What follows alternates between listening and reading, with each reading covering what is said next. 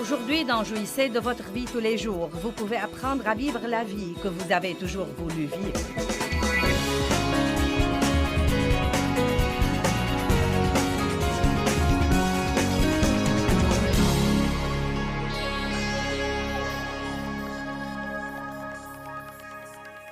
Ce soir, je vais vous donner le 3e message de cette série et je l'ai intitulé « La vie que vous avez toujours voulu » car Jésus dit « Je suis le chemin, je suis la vérité, je suis la vie ».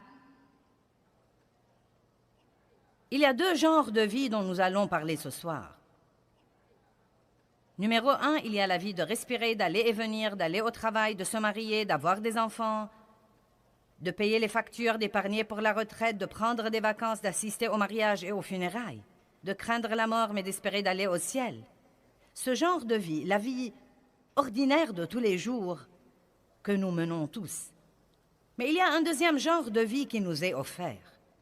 Nous l'appelons le genre de vie numéro 2, mais il est en fait le numéro 1. Il n'est numéro 2 que parce que nous en parlerons deuxièmement. Et cette vie, c'est la vie de Dieu. Elle s'appelle en grec la vie Zoé, Z-O-E. Et cela veut dire la vie que Dieu a en lui. C'est exactement ce que dit le dictionnaire grec. La vie que Dieu a en lui, celle que le Père a en lui et qu'il a donnée au Fils incarné Jésus, qu'il a manifesté au monde. L'homme s'est séparé de cette vie par la chute qui est le péché, mais il participe à cette vie par la foi en Jésus-Christ. Maintenant, le mot « vie » est trouvé 733 fois dans la concordance, mais il est capitalisé dans seulement 25 fois d'entre elles. Seulement 25 de ces 733 fois, et je veux vous parler ce soir de cette qualité de vie. La Bible y fait allusion dans plusieurs versets comme la vie supérieure. Elle dit, si vous voulez la vie supérieure, vous devez renoncer à la vie inférieure. Vous voyez, je suis une femme vivante. J'ai eu une vie quand je suis née en 1900, blablabla. Non, je blague, en 1943. J'ai eu une vie quand je suis née en 1943. Je suis vivante, j'ai une vie, j'ai fait beaucoup de choses différentes. Mais croyez-moi, je n'ai pas commencé à avoir vraiment une vie. Même pas quand j'ai été régénérée. Je l'avais comme une graine en moi, mais je n'ai pas su coopérer avec elle et donc je ne l'ai pas vécue. Ce n'est probablement que dans les 15 dernières années que je peux vraiment dire que j'ai commencé à vivre le genre de vie que je crois que Dieu veut que nous vivions, où vous savez qui vous êtes en Christ, où vous avez la joie, où vous avez la paix. Et tous les jours de votre vie, vous portez du bon fruit et votre vie influe positivement sur la vie de quelqu'un d'autre. Vous aidez quelqu'un d'autre à aller vers la vie que Dieu veut lui donner. Nous trouvons le mot « vie » dans la Bible 733 fois, mais seulement 25 fois d'entre elles parlent de ce genre de vie. Et vous vous réjouirez de voir certains de ces versets ce soir. Allons à Matthieu chapitre 10, verset 37. Je vais vous dire ce que sont ces clés là-haut dans un instant. Nous allons bien nous amuser ce soir. Matthieu 10, 37, il dit « Celui qui aime et apprécie son père ou sa mère, plus que moi, n'est pas digne de moi. Et celui qui aime et apprécie son fils ou sa fille, plus que moi, n'est pas digne de moi. » Nous lisons et relisons ceci. Mais je crois que bien de fois, nous laissons les gens que nous aimons nous éloigner de la volonté de Dieu. Je crois que bien des fois, nous laissons les gens que nous aimons prendre ce premier temps qui appartient à Dieu. Et c'est une très forte déclaration. Il dit « Celui qui aime son père ou sa mère, ou son fils ou sa fille plus que moi, n'est pas digne de moi. » En bref, il dit essentiellement, Dieu dit « Je dois être le premier dans votre vie. » Le premier dans votre vie. Les gens me demandent tout le temps, et je crois qu'ils me posent cette question parce que nous luttons là-dessus. Comment fais-tu tout ce que tu fais en respectant tes priorités? Et je crois que Dieu m'a donné la meilleure réponse que j'ai jamais donnée. Il y a environ 2 mois, j'ai dit, Je les remets toujours en ordre. Voilà comment je les respecte. Je ne crois pas que nous aurons jamais un moment dans notre vie où nous aurons cette grande révélation sur la manière d'arranger nos priorités et que nous puissions les arranger et qu'elles restent arrangées pour la vie. Je crois que nous devons vraiment, de façon régulière, observer notre vie, examiner notre vie, prendre le temps d'avoir une réunion avec nous-mêmes, d'être honnête avec nous-mêmes et de dire, est-ce que Dieu est le numéro 1 dans ma vie? Est-ce que je pense assez à lui? Est-ce que je parle assez de lui? Est-ce que je lui donne assez de temps? Est-ce que je le sers? Est-ce que je fais ce que je devrais faire de mes finances? Est-ce que j'utilise mes dons et mes talents pour le servir? Nous devons nous demander de façon régulière, à quel point suis-je égoïste? Ça a eu beaucoup de succès. C'est quelque chose que nous devons examiner tout le temps. Verset 38. « Et celui qui ne prend pas sa croix et ne me suit pas, en adhérant fermement à moi, en se conformant complètement à mon exemple, j'ai dit que Jésus est venu pour nous donner l'exemple de la manière dont nous devons vivre. Et il dit, si vous ne vous conformez pas complètement à mon exemple dans la vie, et s'il le faut dans la mort, vous n'êtes pas digne de moi. » Donc, vous savez, ce que je retire de ça, c'est que ça ne suffit pas d'aller à l'église le dimanche. Je ne supporte pas quand je demande à quelqu'un s'il est chrétien et qu'il me dise à quelle église il va. Croyez-le ou pas, le fait d'aller à l'église ne vous rend nécessairement pas chrétien. M'asseoir dans mon garage toute la journée ne me transforme pas en une voiture. Amen. Nous allons à l'église parce que nous sommes chrétiens et nous voulons communier avec les autres chrétiens. Nous sommes assoiffés de la parole de Dieu. Nous voulons adorer Dieu collectivement et nous voulons faire partie d'un corps où nous pouvons servir Dieu et être responsables devant d'autres personnes. Ce n'est pas un endroit où l'on coche sur notre calendrier pour avoir fait notre devoir religieux de la semaine, puis nous revenons au monde et nous vivons comme le reste du monde le reste de la semaine. Jésus dit, si vous ne vous conformez pas complètement, totalement à mon exemple dans la vie, et s'il le faut dans la mort, vous n'êtes pas digne de moi. Celui qui aura trouvé sa vie inférieure perdra la vie supérieure, et celui qui aura perdu sa vie inférieure pour l'amour de moi trouvera la vie supérieure. Donc nous voyons là qu'il y a deux genres de vie que nous pouvons vivre, soit la vie de marcher et de respirer,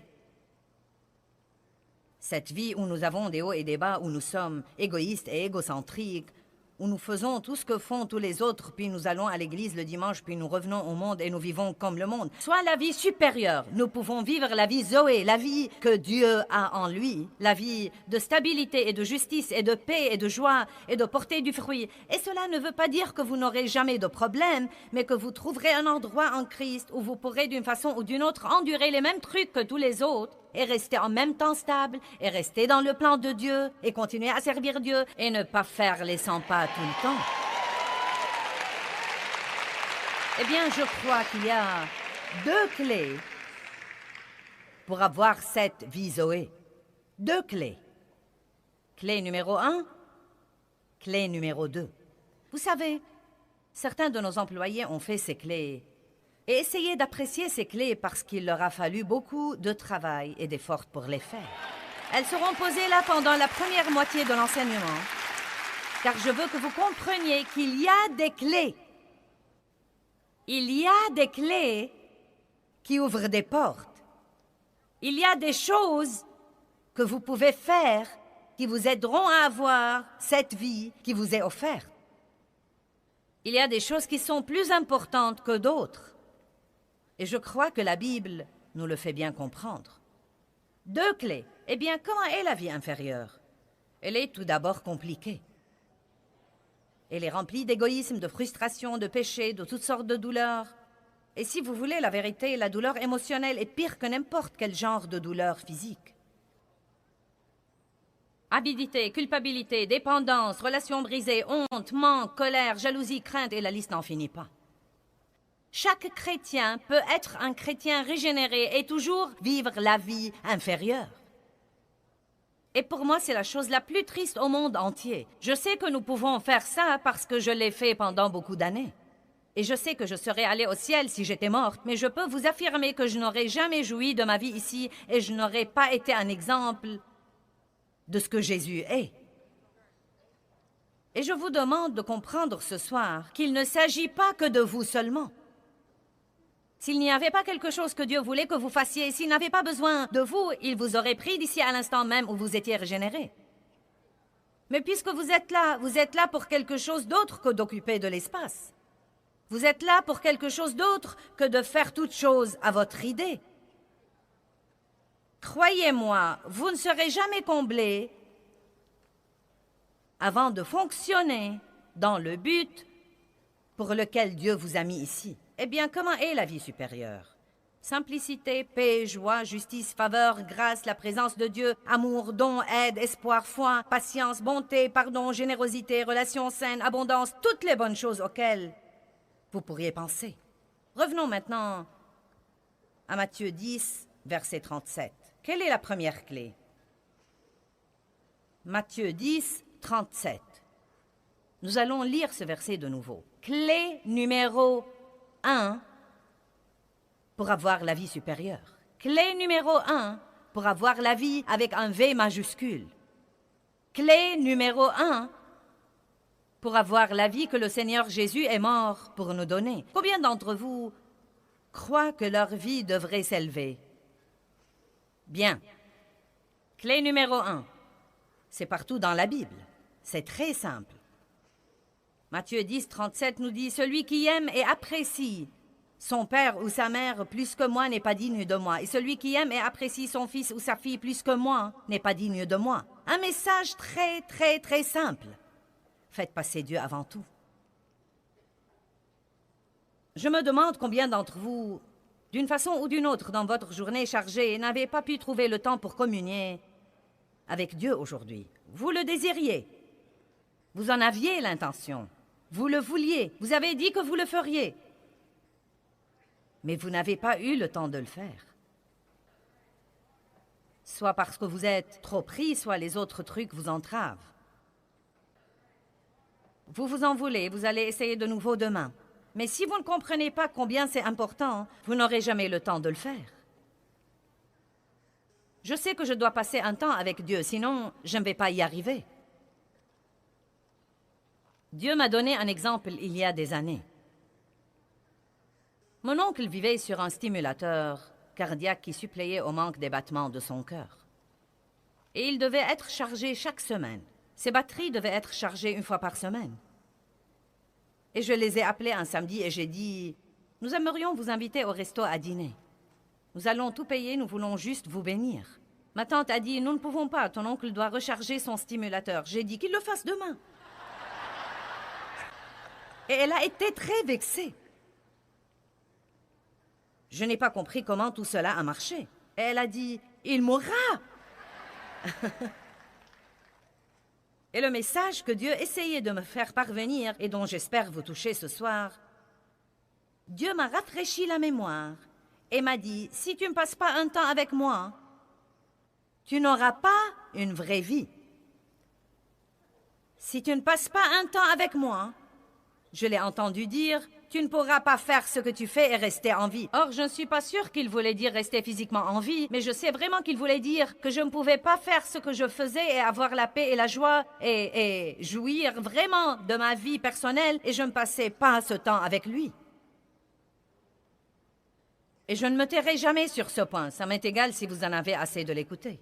Vous devez faire passer Dieu avant tout dans votre vie. Et pour faire ça, vous devez comprendre à quel point c'est important. C'est en fait le tout premier des 10 commandements. Le tout premier des 10 commandements. Et il dit, tu n'auras pas d'autre Dieu devant ma face. Et laissez-moi vous dire quelque chose. Cela ne veut pas dire une autre statue en pierre devant laquelle vous vous prosternez. Nous pouvons diviniser n'importe quoi. Tout ce qui est plus important pour nous que Dieu peut devenir un Dieu dans notre vie personnelle. Vous pouvez idolâtrer ou diviniser un sport. Le travail peut devenir votre idole ou votre Dieu pour gravir les les échelons du succès. Le seul problème, c'est que quand vous vieillirez, vous pourrez être en haut de l'échelle et découvrir qu'elle est appuyée contre le mauvais bâtiment. Car comme j'ai déjà dit ce matin, quand tout finira, devinez ce qui va rester. Dieu. Et à ce moment-là, ce sera trop tard pour développer une merveilleuse relation avec lui. Vous pouvez être proche de Dieu à la mesure du temps que vous passez avec lui. Si vous voulez avoir le genre de vie dont nous parlons ce soir, vous devez étudier, étudier, étudier, étudier, étudier. N'attendez pas toujours à ce que quelqu'un d'autre vous donne tout à la petite cuillère et qu'il vous trouve vos versets et qu'il prie à votre place. Vous devez faire un effort vous-même. Amen. Bon sermon, Joyce. Merci. Je vais continuer. Je vous prie d'aller à Matthieu chapitre 22. Matthieu 22, 37. Tout d'abord, certains des pharisiens et des sadducéens se sont réunis et lui ont dit, « Peux-tu nous dire quel est le commandement le plus important ?» Les gens pensent parfois, parmi toutes ces choses que nous écoutons sur ce que nous devons faire pour être de bons chrétiens, nous nous demandons lesquels sont les plus importants. Vous êtes-vous jamais senti submergé par tout ce que vous entendez et vous êtes-vous jamais demandé comment vous allez vous y conformer? Il est bon de savoir que le Saint-Esprit nous rappellera les choses quand nous en aurons besoin. Mais il y a 2 ou 3 choses que vous devez faire et qui devraient être des priorités. Et elles sont les 2 clés pour vivre cette vie dont je vous parle ce soir. Croyez-moi, si vous voulez vivre la vie supérieure au lieu de la vie inférieure, vous devez faire les 2 choses dont je vous parle ici ce soir. Et elles sont les 2 choses les plus importantes pour Dieu. Un des commandements les plus importants, Jésus lui répondit, « Tu aimeras le Seigneur, ton Dieu, de tout ton cœur, de toute ton âme et de toute ta pensée et de toute ta force. » C'est le premier et le plus grand et le plus important commandement. Nous n'allons pas voir les autres versets pour le moment. Les 4 premiers commandements parlent de notre relation avec Dieu.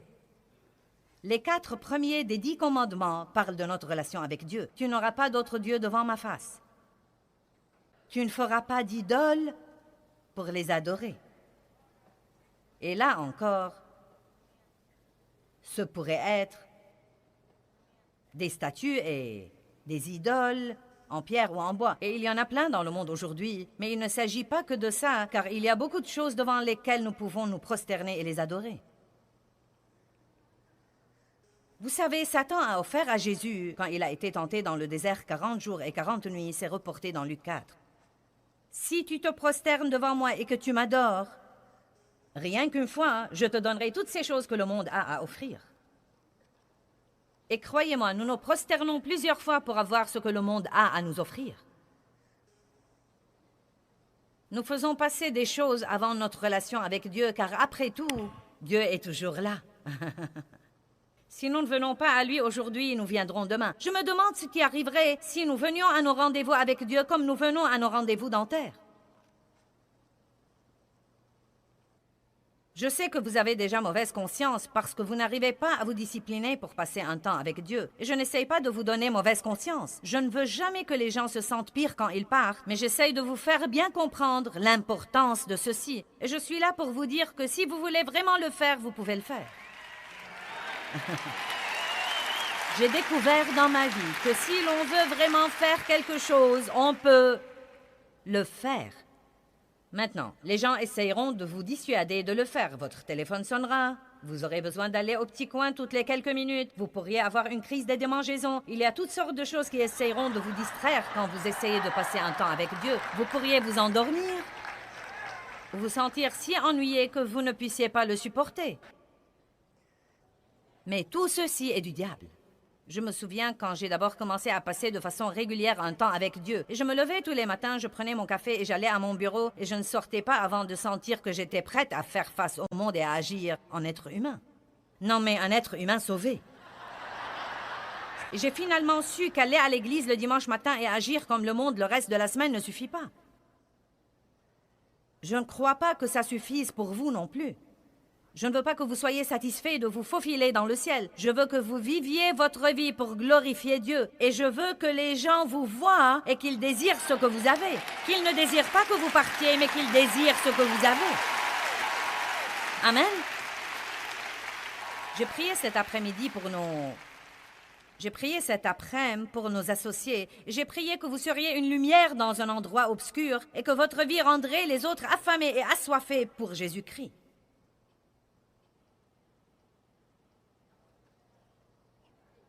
Vous devez passer un temps avec lui pour que cela se produise. Il ne s'agit pas tant de ce que vous ferez pendant ce temps-là que du fait que vous lui donniez ce temps. Quand j'ai commencé à passer un temps avec Dieu, mes enfants étaient toujours à la maison et 3 d'entre eux étaient adolescents en ce temps-là. Non, mais ils me disaient « Dois-tu rester dans ta chambre tout le temps? Ne peux-tu pas descendre, faire notre petit déjeuner? » Là venait le sentiment de culpabilité. Et finalement, j'ai réagi. J'ai dit « Écoutez, vous êtes assez grand pour mettre des céréales dans un bol et y verser du lait.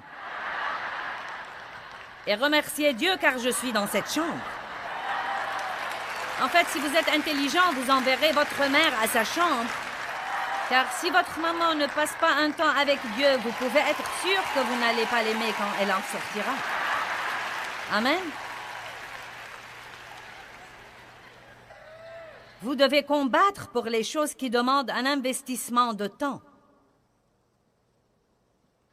Dieu s'est occupé de moi au sujet de commencer à faire de l'exercice. Je n'avais jamais cru que je le ferais et que j'aurais le temps de le faire. J'en avais horreur. Je ne voulais rien soulever à part ma fourchette. Je ne voulais pas en entendre parler. Chaque fois que j'essayais de m'exercer, je faisais tomber quelque chose. Mais Dieu m'a dit que je devais le faire si je voulais être en bonne santé pendant mon trajet. Donc j'ai dit à ma fille que j'allais m'exercer et ils ont ri de moi. J'avais dit ça auparavant et je ne l'avais pas poursuivi jusqu'au bout. J'ai dit, vous pouvez rire de moi autant que vous voudrez. Je me connais très bien, je sais quand je me décide. J'étais contente qu'ils aient ri de moi, hein, car quand quelqu'un me dit que je ne peux pas faire quelque chose, cela me rend plus déterminée à le faire. Donc Dave est allé avec moi la première fois juste pour rire de moi. Ensuite, il a fini par s'inscrire lui aussi. Il a fait de l'exercice toute sa vie.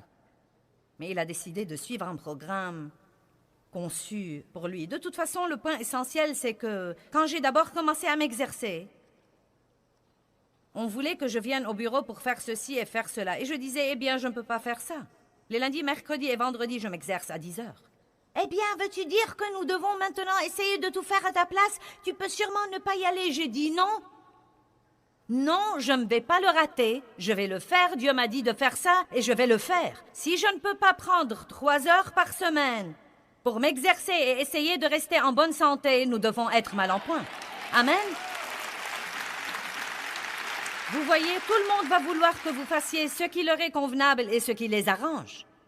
Vous m'avez entendu? J'ai dit tout le monde va vouloir que vous fassiez ce qui leur est convenable et ce qui les arrange. Et ils auront toujours un cas d'urgence chaque fois que vous essayez d'avoir du temps pour faire quelque chose que vous sentez que Dieu vous a dit de faire. La plupart de ces gens qui ont une crise dont vous devez vous occuper tout de suite, ça fait 20 ans que je vois ces crises. Et il y a de fortes chances qu'ils continueront à les avoir.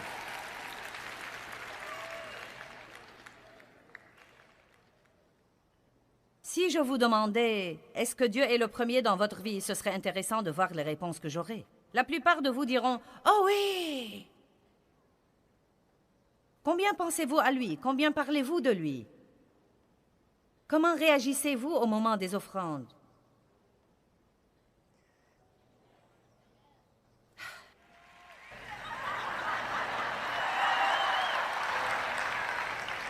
Vous savez, je vais être très franche avec vous. Si vous vous fâchez contre un pasteur parce qu'il vous dit de donner, vous avez un problème. Car si vous faites ce que vous devez faire, ce qu'il dira ne devrait pas vous fâcher. Ouh! Ça s'améliore. Amen. Vous devez passer un temps avec Dieu. Clé numéro 2. Relisons Matthieu chapitre 22. Nous allons lire les versets 37 à 39.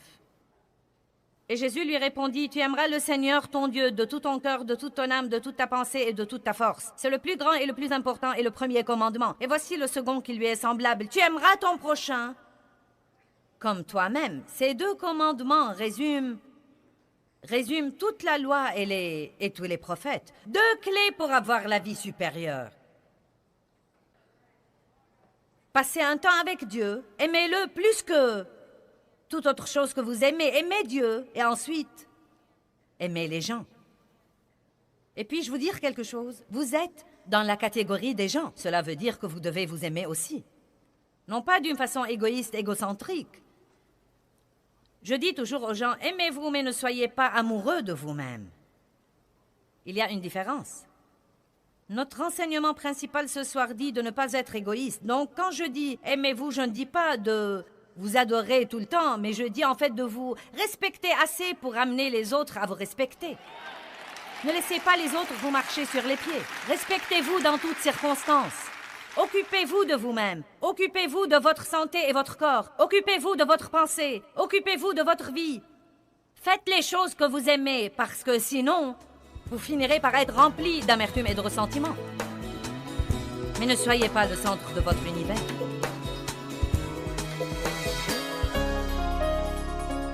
Eh bien, nous avons parlé de choses intéressantes aujourd'hui. Laissez-moi remettre l'accent là-dessus. Clé numéro 1. Que Dieu soit avant tout. Et gardez-le toujours le premier. Clé numéro 2, aimez toujours les autres. Aimez Dieu, aimez les gens. Et quand nous focaliserons sur la vie d'amour, beaucoup d'autres choses s'arrangeront par la suite.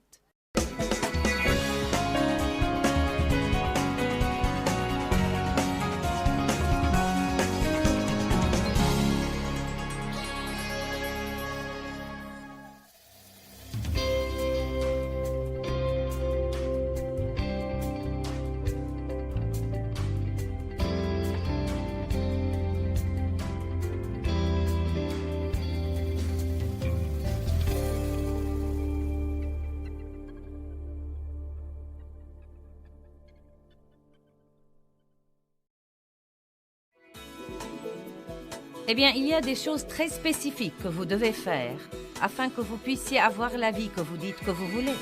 Restez donc à l'écoute et découvrez ce que sont ces choses-là. Tout de suite à l'antenne dans Jouissez de votre vie tous les jours.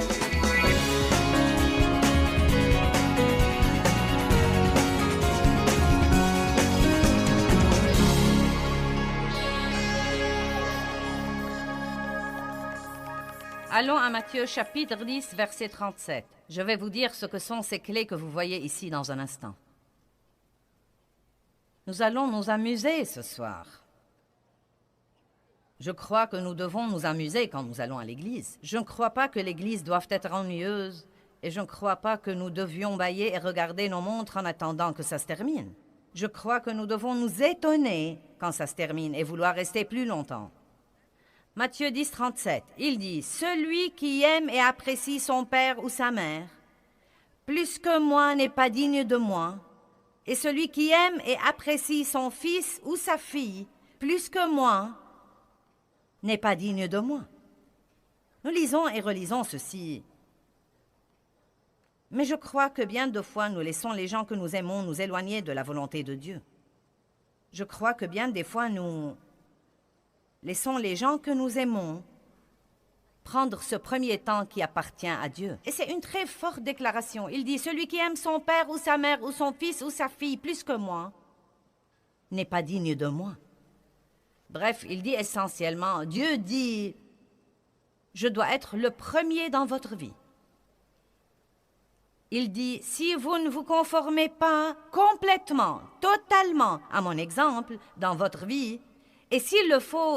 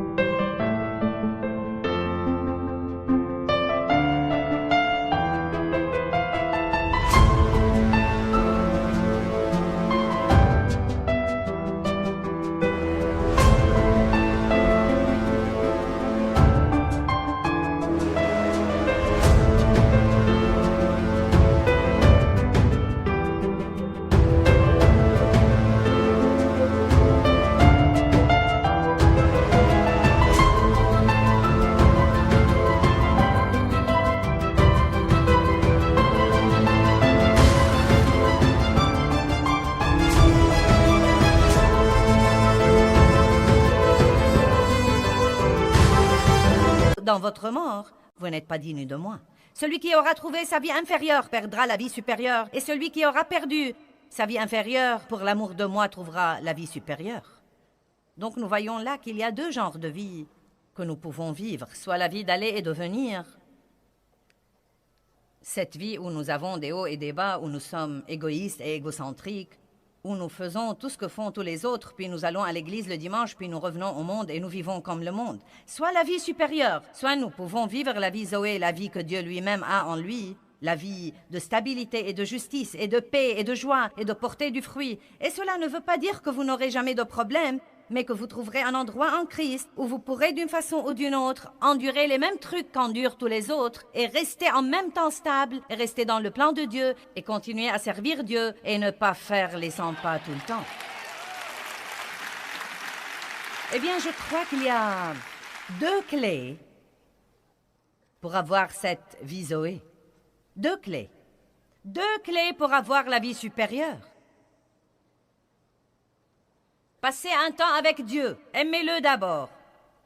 Plus que toute autre chose que vous aimez, aimez Dieu, puis aimez les gens. Je veux vous dire quelque chose. Vous êtes dans la catégorie des gens. Cela veut dire que vous devez vous aimer aussi. Non pas d'une façon égoïste, égocentrique. Je dis toujours aux gens, aimez-vous, mais ne soyez pas amoureux de vous-même. Il y a une différence.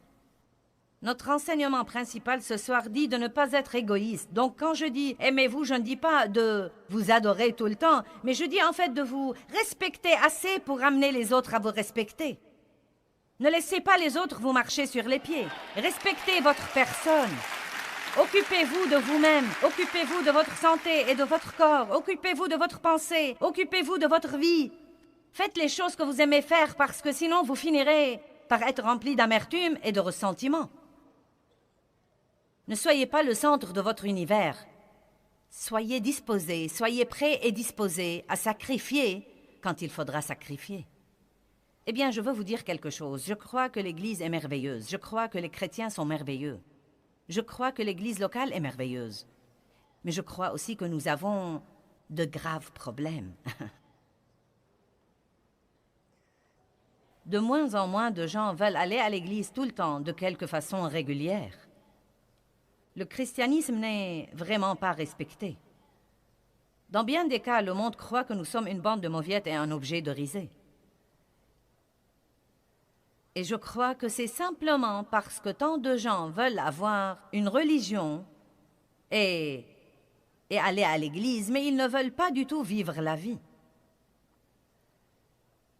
Et je vais vous dire la vérité. Être chrétien a beaucoup plus à voir avec ce que vous faites toute la semaine. Aller à l'église le dimanche vous entraîne à la manière dont vous devez vivre durant la semaine. Vous êtes là pour écouter ce que vous devez faire pendant la semaine. Vous êtes là pour être fortifié par l'adoration et la communion avec les autres croyants. Vous êtes là pour apprendre. Mais si vous ne mettez pas ce que vous apprenez en pratique, il ne vous servira à rien.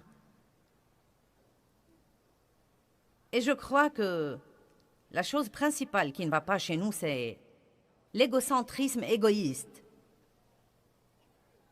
et le manque d'amour. Je crois que notre monde a besoin d'amour aujourd'hui. Il y a beaucoup de chansons profanes écrites là-dessus, mais c'est la vérité absolue. L'amour de Dieu apporte la guérison dans votre vie et vous devez partager cet amour avec les autres. Ne vous contentez pas de leur en parler, vous devez le leur montrer et vous devez le leur montrer de beaucoup de façons pratiques. Et pour les gens qui ont beaucoup souffert, vous devez parfois persévérer à leur montrer cet amour jusqu'à ce que vous brisiez finalement la dureté de leur cœur. Vous n'allez pas toujours aimer quelqu'un et avoir une réponse immédiate. Amen. Dieu vous a aimé longtemps avant d'avoir une réponse. Il a dû être patient avec vous dans beaucoup de trucs. Maintenant, vous voilà, vous avez finalement compris. Et si vous persévérez avec les autres assez longtemps, ils comprendront finalement. L'amour marche à tous les coups. 1 Jean 3, 9. Tu aimeras le Seigneur, ton Dieu, de tout ton cœur, de toute ton âme, de toute ta pensée et de toute ta force. C'est la première clé pour vivre La vie supérieure, la vie que Dieu a en lui. Tu aimeras ton prochain comme toi-même. C'est la deuxième clé de la vie Zoé. Pourquoi les gens sont-ils si malheureux? Je crois que l'Église est remplie de personnes enceintes qui ne veulent pas accoucher.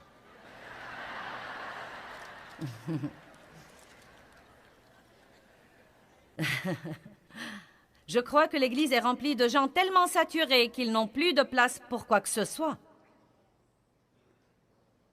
Maintenant, ils vont à l'église et n'en retirent rien, donc ils trouvent quelque chose qui ne va pas chez le pasteur et ils murmurent et se plaignent. Ils sont enflés par leur connaissance biblique et s'asseyent sur leur banc avec tous les autres.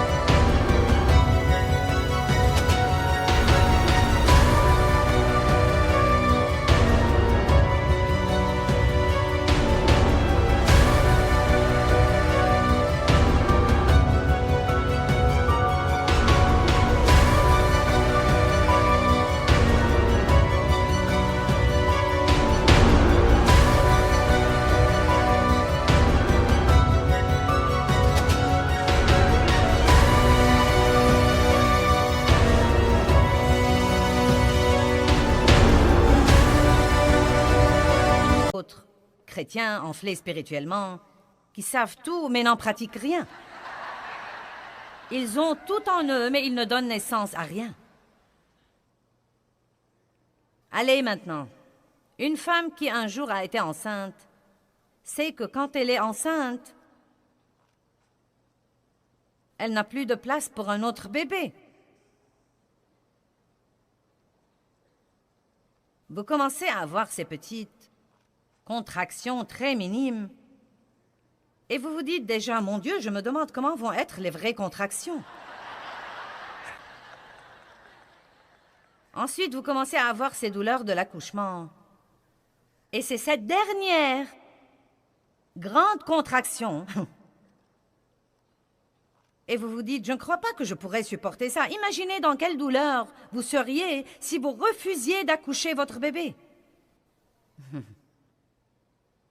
C'est l'image que Dieu m'a donnée de l'Église en ce moment. Nous sommes toutes assises sur les bancs enceintes. Enceintes de la nature de Dieu, enceintes de ce que Dieu a mis en nous, enceintes de l'amour, enceintes du fruit de l'esprit. Mais nous avons si peur de devoir renoncer à des choses. Si nous y allions vraiment et que nous donnions notre tout.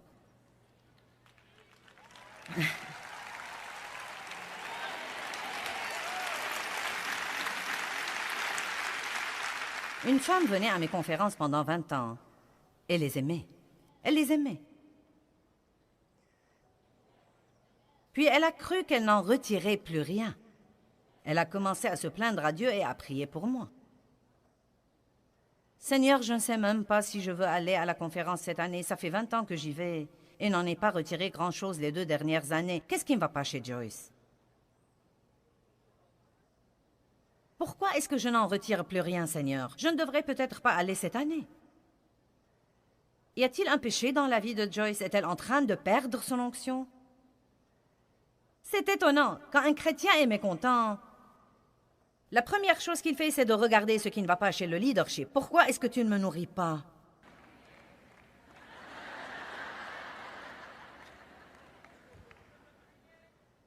Pourquoi tu ne fais rien pour que je me sente mieux? Vous vous fâchez contre le pasteur parce qu'il n'a pas prié avec vous ou ne vous a pas serré la main. Et Dieu a parlé à cette dame et lui a dit, « Tu n'en retires rien parce que tu es saturé. Tu n'as plus de place pour quoi que ce soit. »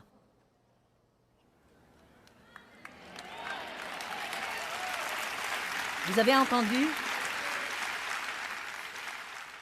Dieu lui a dit, « Va cette année, mais va avec un motif différent. Ne va pas pour prendre, va pour donner. Va pour être une bénédiction. Va en étant prête. Après avoir prié, cherche quelqu'un à encourager. Cherche quelqu'un à qui tu peux offrir un livre. Cherche quelqu'un à qui tu peux offrir des CD. Cherche quelqu'un avec qui tu peux prier. » Elle est allée cette année et a eu la meilleure conférence qui soit. Elle a hâte d'y retourner l'année d'après.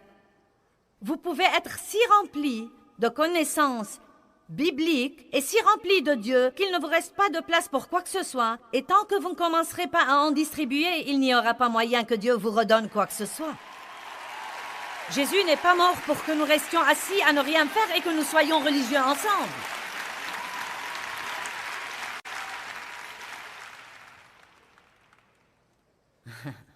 « 1 Jean 3,9 »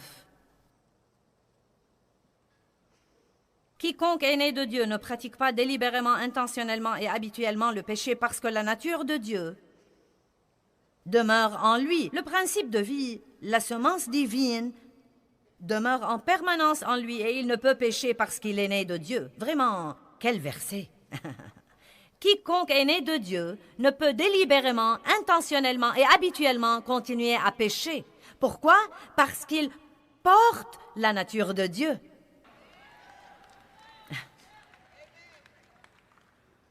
Si vous étiez un pécheur malheureux et que vous avez été sauvé, vous allez tout à coup commencer à culpabiliser pour des trucs que vous ne trouviez même pas mauvais autrefois. Et si vous ne savez pas vous y prendre avec ça, vous pourriez presque être plus malheureux qu'avant. Vous avez le réconfort de croire que vous irez au ciel, mais vous avez une guerre qui se déroule en vous tout le temps. Vous détestiez les gens et cela vous était égal. Vous ne saviez même pas qu'il y avait du mal à ça. Vous pouviez faire toutes sortes de trucs immoraux sans même vous sentir coupable.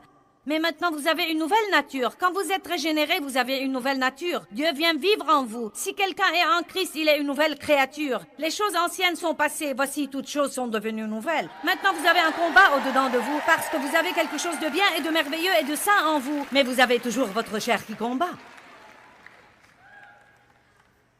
Pas étonnant que Paul ait dit « Quel est mon problème? Ce que je veux faire, je ne le fais pas. Ce que je ne veux pas faire, je le fais toujours. » Est-ce vraiment moi qui fais ça? J'ai cette chose au-dedans de moi et c'est...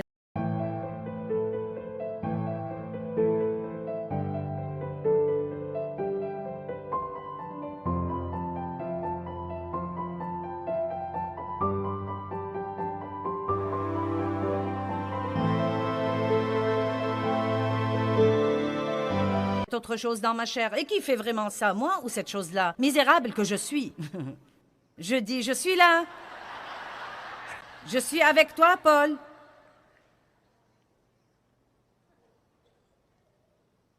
Nous portons la nature de Dieu. Tout le fruit de l'esprit, la patience, la bonté, la bienveillance, la bénignité, l'humilité, la douceur, la maîtrise de soi. Vous êtes enceinte de l'amour. Écoutez, les gens ont besoin d'être aimés. Les gens ont besoin d'être encouragés. Il y a en ce moment dans le monde des gens qui ont besoin de votre patience. Il y a des gens dans la circulation qui aimeraient beaucoup que vous soyez patient avec eux, plutôt que de voir certains des trucs que vous faites. Vous avez votre autocollant et vous jurez contre les gens parce qu'ils...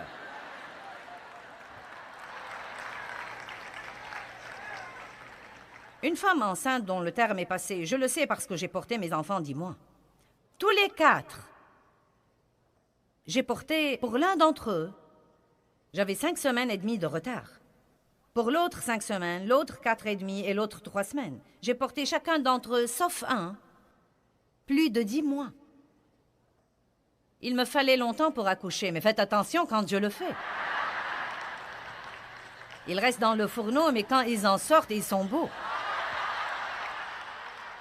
Mais croyez-moi, quand j'étais dans ce 10e mois, je ne faisais que bougeonner et murmurer et me plaindre. Et j'en ai vraiment assez des chrétiens qui bougonnent et murmurent et se plaignent et critiquent tout. Eh bien, tu sais, j'aime Sœur Joyce. J'apprécie beaucoup tout ce qu'elle fait, mais je crois que ses réunions sont trop longues. Je crois que les lumières sont trop brillantes et que la musique est trop forte et qu'elle parle trop de son matériel spirituel. Je vais lui écrire une lettre la semaine prochaine pour lui dire toutes les choses que je n'aime pas. Vous n'arriverez vraiment pas à croire les trucs stupides que certains nous écrivent.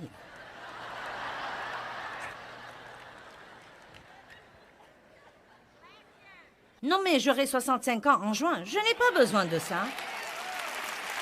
Je fais ceci parce que Dieu m'a appelé à le faire et parce que je veux et j'aime que les gens aient une vie. Ne me dites pas que vous m'aimez puis vous m'écrivez une lettre pour me dire ce que vous n'aimez pas.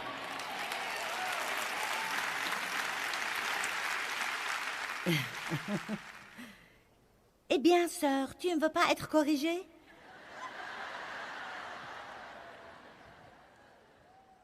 Pas par vous.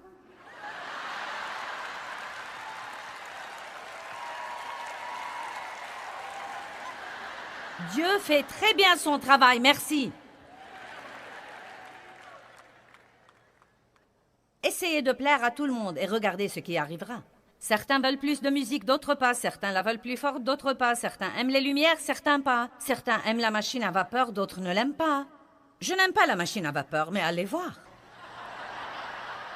Je ne comprends toujours pas pourquoi vous devez être dans un brouillard pour jouir de l'adoration. Mais on me dit que c'est nécessaire pour la jeune génération. Les adolescents sont importants pour moi, donc le brouillard sera là.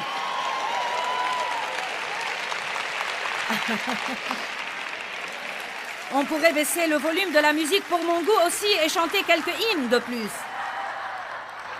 Mais nous essayons de toucher les gens. Dieu ne m'a pas appelé à me bénir moi-même. Il ne m'a pas appelé à m'aider moi-même. Il ne s'agit pas de moi. Je dois trouver ce dont les autres ont besoin et leur donner ce dont ils ont besoin.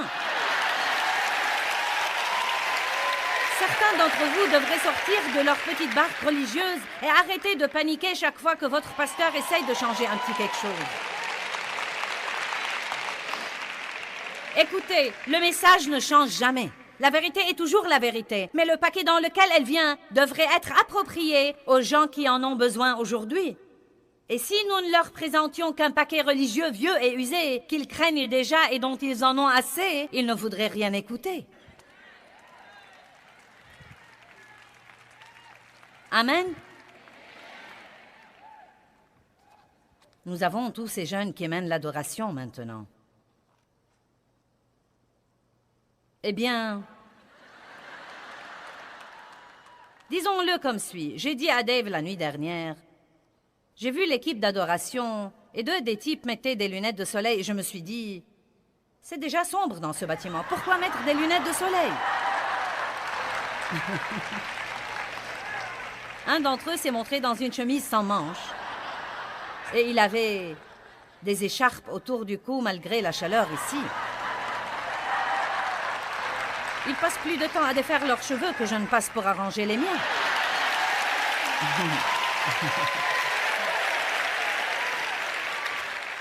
Mais je n'ai jamais eu une adoration aussi ointe que celle-là.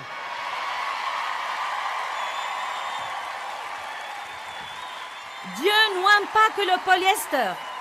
Le jean ne le dérange pas. Alléluia! Quelqu'un peut être saint et ne pas avoir la même coiffure que vous.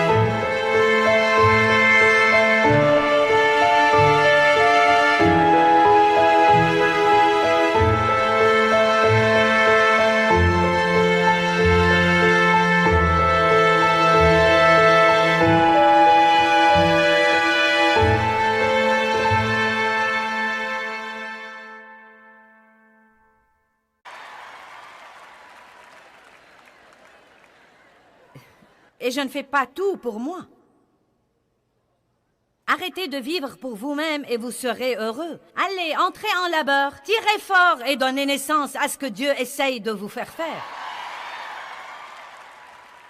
Ne continuez pas à aller à l'église puis à en sortir et à tourner autour de la même fichue montagne toute la semaine et retourner ensuite à l'église puis rentrer chez vous et tourner autour de la même montagne.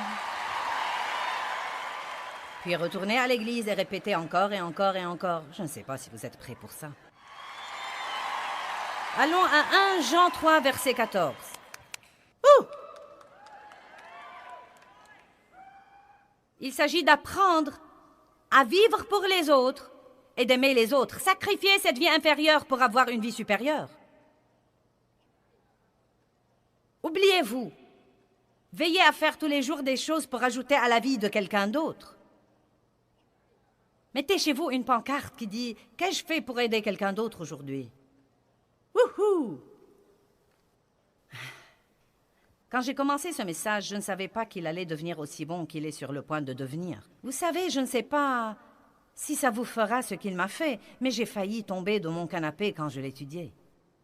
Rappelez-vous que je vous ai dit que le mot « vie » dans la Bible est mentionné 733 fois, dont seulement 25 fois parlent de ce genre de vie supérieure dont nous parlons ce soir.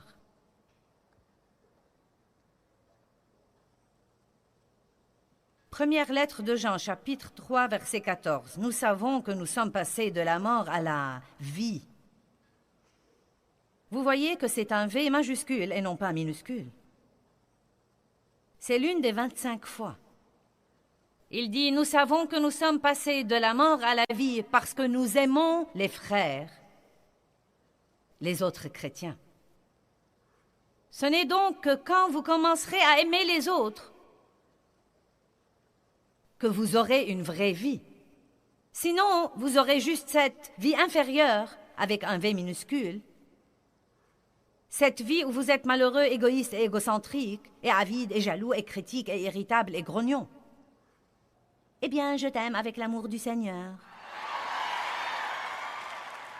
Eh bien, je dois déménager samedi. Pourrais-tu m'aider? Eh bien, tu sais, j'ai quelques plans le samedi. Je regrette, je ne crois pas que je pourrais faire ça. Ma voiture est au garage. Crois-tu que tu peux passer me prendre à l'église? Eh bien, tu sais, j'ai horreur de m'engager car je ne sais pas encore ce que je ferai.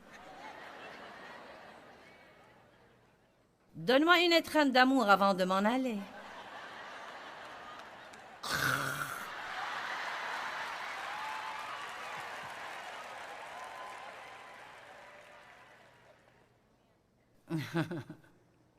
Wouhou! Allez, que quelqu'un ait une vraie vie. Que quelqu'un dise « Je serai plus qu'heureux de me donner du mal pour t'aider. Tu peux compter sur moi. » Je serai plus qu'heureux de changer mon plan car il n'est pas de toute façon si important que ça. Je serai heureux de t'aider à faire ça. Je ne sais pas. Ce n'est pas ce que j'avais planifié.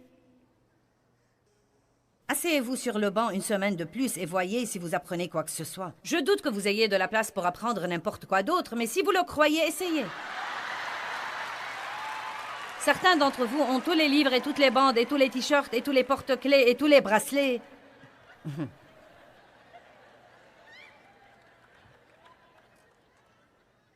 Et vous êtes tellement malheureux.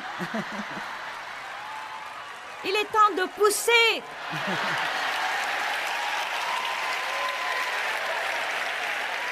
Le docteur Jésus vous dit « Poussez !»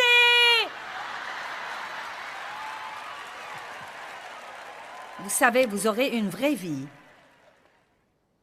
quand vous vous oublierez et vous commencerez à marcher dans l'amour avec les autres. Jésus dit « Prenez votre croix et suivez-moi. Oubliez-vous. Ne pensez plus à vous et à tous vos intérêts. Et je vous donnerai une vie supérieure. Non seulement la vie de respirer, d'aller et de venir, d'aller au travail, de faire la vaisselle. Non, mais une vie. Non, mais une vie. Je vous dis comment vous pouvez avoir la vie que vous avez toujours voulu. Arrêtez d'essayer de vous rendre heureux et commencez à rendre quelqu'un d'autre heureux.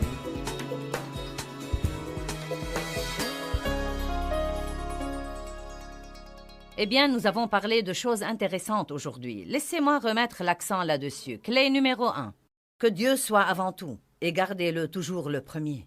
Clé numéro 2. Aimez toujours les autres. Aimez Dieu, aimez les gens. Et quand nous focaliserons sur la vie d'amour, beaucoup d'autres choses s'arrangeront par la suite.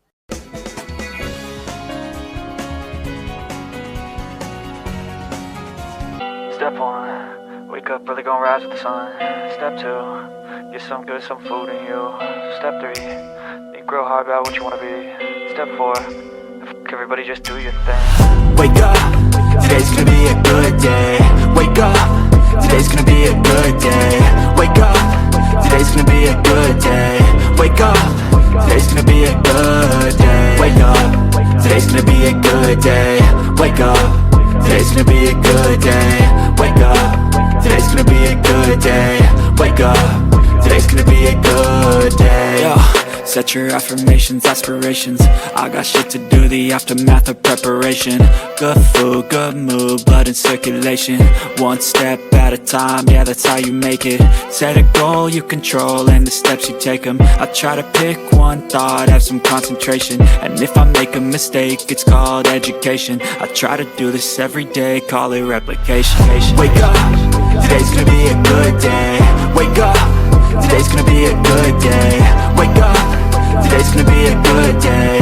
Wake up, today's gonna be a good day. Wake up, today's gonna be a good day.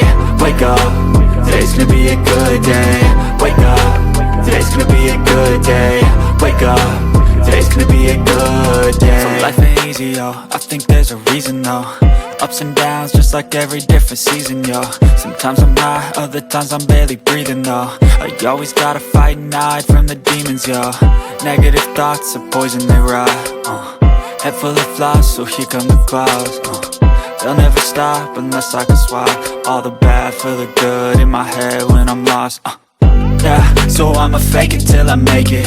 Positive thoughts are overtaken, I got patience. One day at a time is how you operate a cadence. A flow, you grow, you show yourself a foundation. Stay away from all the shit that causes temptation. I know that I like to do it cause it's sensation. I live my life in my head like a narration. Don't expect greatness, do my best, man, I'll take it. Wake up, today's gonna be a good day. Wake up, today's gonna be a good day. Wake up, today's gonna be a good day.